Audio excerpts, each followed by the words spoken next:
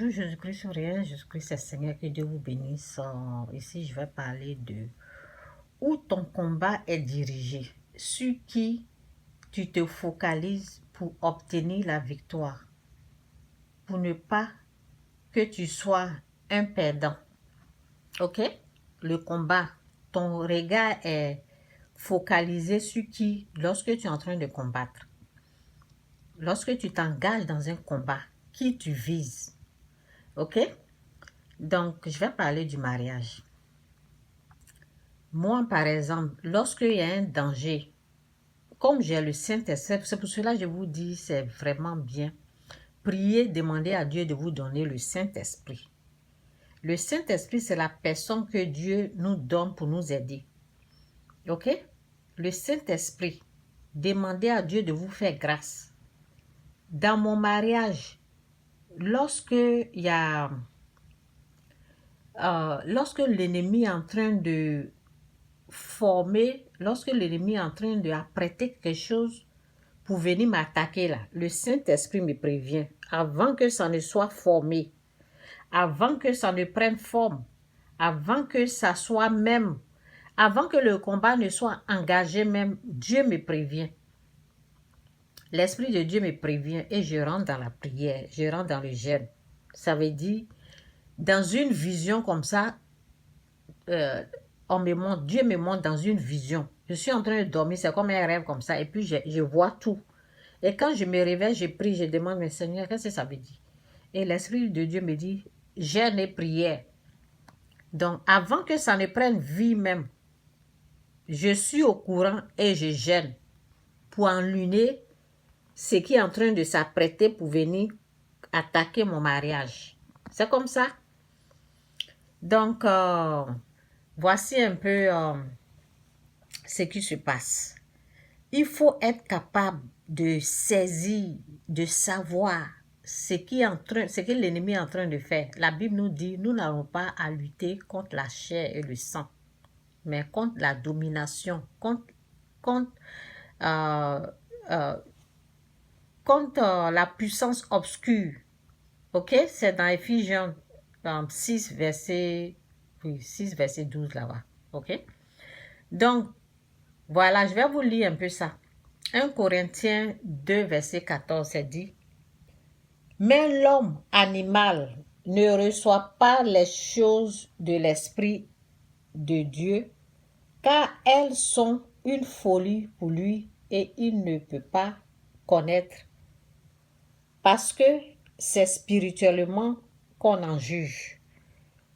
Mais l'homme animal ne reçoit pas les choses de l'Esprit de Dieu, car elles sont une folie pour lui et il ne peut pas les connaître parce que c'est spirituellement qu'on en juge. Je parle de ça parce que quand je parle du mariage, je parle des combats, je me suis rappelée d'une personne.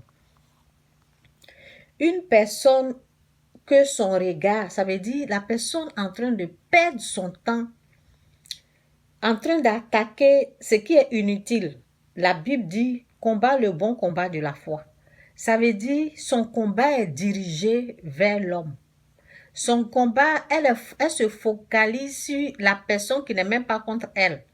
La personne qui n'a pas, vous voyez, ça veut dire, où la personne devait combattre là, c'est pas là-bas son esprit est dirigé. Son esprit est dirigé vers quelqu'un qui est une personne qui n'est pas contre elle. Vous comprenez? Mais cette personne-là, si cette personne commence à lui parler des choses spirituelles, commence à lui dire, enlève ton regard là où il ne faut pas combattre, ne mets pas ta force là où il ne faut pas aller combattre. Si jamais la personne lui dit ça, elle ne va pas comprendre. C'est pour ça que je vous lis ce verset-là. Il y a des gens là. Mais l'homme, parce que si la personne est l'homme animal, tout ce que tu vas lui dire là, la personne ne va pas comprendre. Donc, dans Matthieu, oui, c'est ça.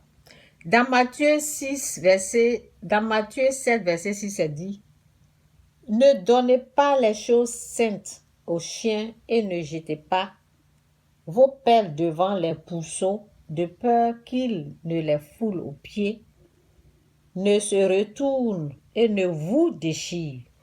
Les bonnes choses, les choses saintes. Aujourd'hui, quand je regarde la personne, je me dis, waouh, il y a des choses que j'ai envie de dire à la personne, mais si jamais je m'engage, parce que si tu t'engages à quelqu'un que la Bible te dit, ne donnez pas les choses saintes aux chiens et ne jetez pas vos pelles devant les pourceaux de peur qu'ils ne les foulent aux pieds, ne se retournent et ne vous déchirent. Ça veut dire, les gens comme ça, là, que la Bible appelle les pourceaux, les chiens, des choses comme ça, les gens qu'il ne faut pas donner les choses saintes, là.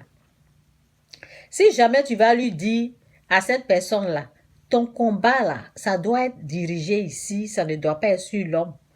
On n'a pas à combattre le sang et la chair, la personne ne va pas comprendre. Alors que ce qu'elle est en train de combattre aujourd'hui, là, c'est une perte de temps. La personne en train de combattre l'homme. L'homme qui n'a rien à voir, alors que dans la Bible, il faut se focaliser sur l'ennemi et laisser le Saint-Esprit nous guider. Quand on laisse le Saint-Esprit nous guider, on ne perd jamais. Quand on laisse le Saint-Esprit nous conduire, on ne va pas perdre. Quand on laisse Dieu nous dire où se situe notre combat, comment combattre, ce qu'il faut faire, on ne va jamais perdre. On ne sera jamais les perdants, on sera toujours devant les gagnants. Moi, ce que l'Esprit de Dieu me montre, je vous ai dit dès le départ, je vous ai expliqué le combat là même, avant que ça se forme là, c'est voué à l'échec, c'est attaqué d'avance, parce que Dieu me montre.